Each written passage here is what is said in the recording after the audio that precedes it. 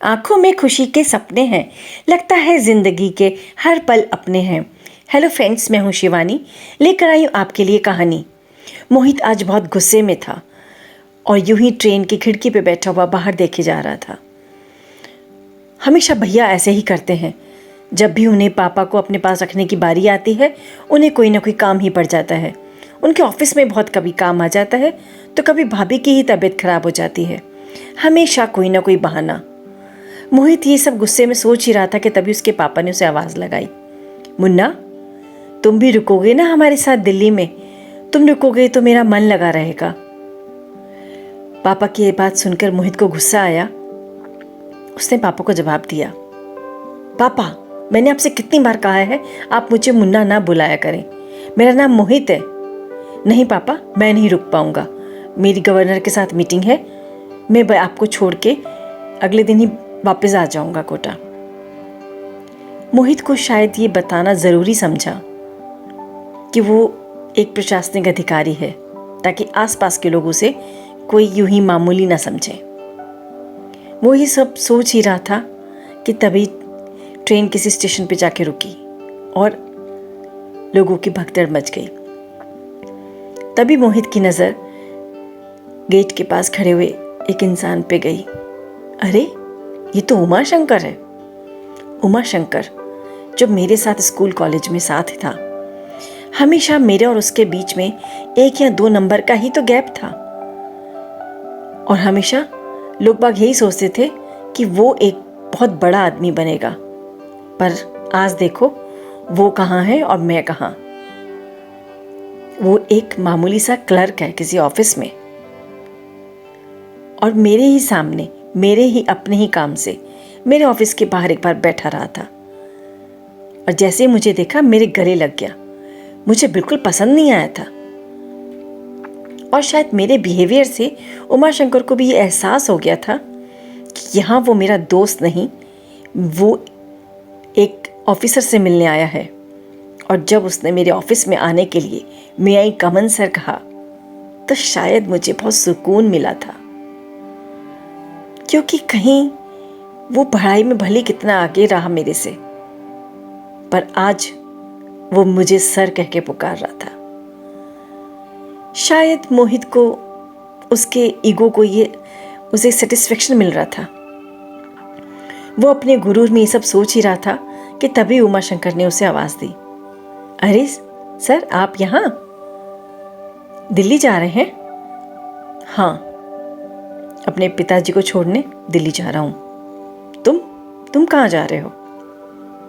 Sir, मैं भी दिल्ली ही जा रहा हूँ। मेरी सिस्टर की शादी है और वहाँ एक बड़े भैया भी रहते हैं। माताजी मेरे साथ में हैं। हम एक दिन भैया के यहाँ रुक के फिर हम वापस आ जाएंगे। क्यों?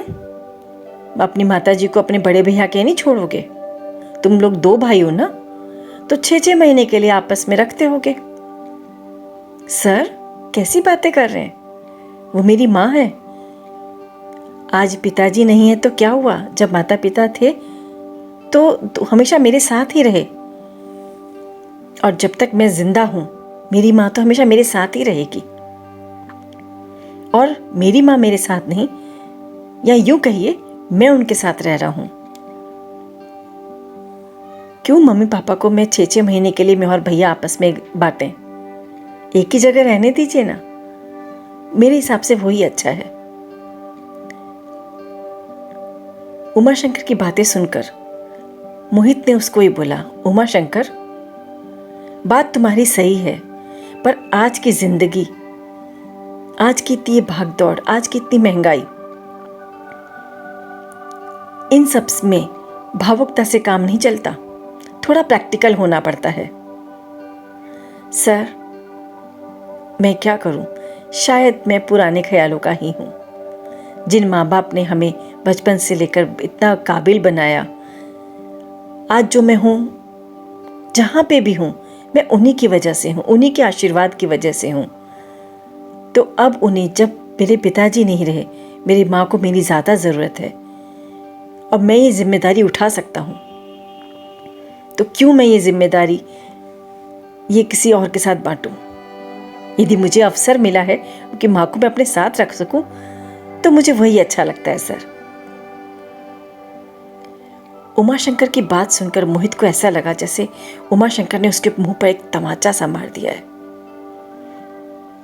और उसको अपनी ही सोच से, अपनी ही बातों से, अपने ही विचारों से उसे खुद से ही ग्लानि होने लगी। ये मैं क्या कर रहा था? मैं क्यों पापा को दिल्ली छोड़ने जा रहा हूं जबकि उनका कोई मन नहीं है? उनका तो मेरे और रितु के साथ ही मन लगता है। और ये सोचते सोचते उसने सारी रात बिता दी। सारी रात वो पछतावे में रोता रहा, अपने तकिया भिगोता रहा। और सुबह जब ट्रेन दिल्ली के स्टेशन पे पहुंची, उसने उमाशंकर को धन्यवाद कहा और अपने गले लगा लिया। उमाशंकर, आज का दिन मुझे सारी ज़िंदगी याद रहेगा। ये सफ़र, ये मुझे हमेशा याद रहेगा। कभी आना हो तो ज़रूर मिलना और अपनी वाइफ को भी लेके आना। हाँ सर, ज़रूर। और अब मुझे सर मत बोलो, दोस्त हैं हम, यहाँ मैं सर नहीं हूँ। उमाशंकर को गले लगाकर उसके बाद मोहित को लेने उसकी गाड़ी आई हुई थी, पर वो कार में बैठते ही ड्राइवर को बोला, ड्राइवर एयरपोर्ट की तरफ ले चलो। उसके पापा ने कहा, अरे बेटा, हमें तो बड़े भाई के घर जाना है ना, एयरपोर्ट क्यों जा रहे हो? नहीं पापा, अब आप यहाँ नहीं रुकोगे। मैंने आपके साथ बहुत गलत किया। आपका तो यहाँ मन ही नहीं रखता। आप इतने सालों से मेरे साथ और रितु के साथ हम कोटा ही रहे हैं, आपका वही मन लगता है। मैं क्या करने जा रहा था पापा, मुझे माफ़ कर दो पापा, मेरे से बहुत बड़ी भूल हुई। आज जो मैं हूँ, ये रुतबा, ये पोजीशन, ये सब आपके आशीर्वाद और माँ के सपोर्ट की वजह से ही तो है। आज जो मैं जो भी कुछ हूँ, सब आपके वजह से। और आज मैं आपको क्या किया मैंने पापा, मुझे माफ़ कर दो, सॉरी, मुझे माफ़ कर दो। फ्रेंड्स, आप ही बताइए ये कहाँ तक सही है कि माता पिता को वो जहाँ इतने सालों से रहते आए हैं, क्योंकि आप उनकी जिम्मेदारी उठा नहीं सकते, उठाना चाहते नहीं, तो आप उनको महीनों महीनों में अपने भाई बहनों से बांट देते हैं। क्यों कतराते हैं ये जिम्मेदारी उठाने में? क्या आप इस लायक नहीं?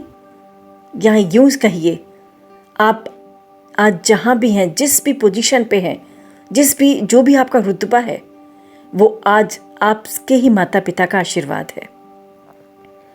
क्योंकि माता पिता हमसे नहीं, हम माता पिता से हैं। और सही बात तो ये है कि जाने अनजाने में हमारे ही द्वारा जो हमारे कर्म होते हैं, वो हमारा ही संस्कार बनकर आगे जाकर बच्चों के द्वारा हमारे सामने आ जाते हैं।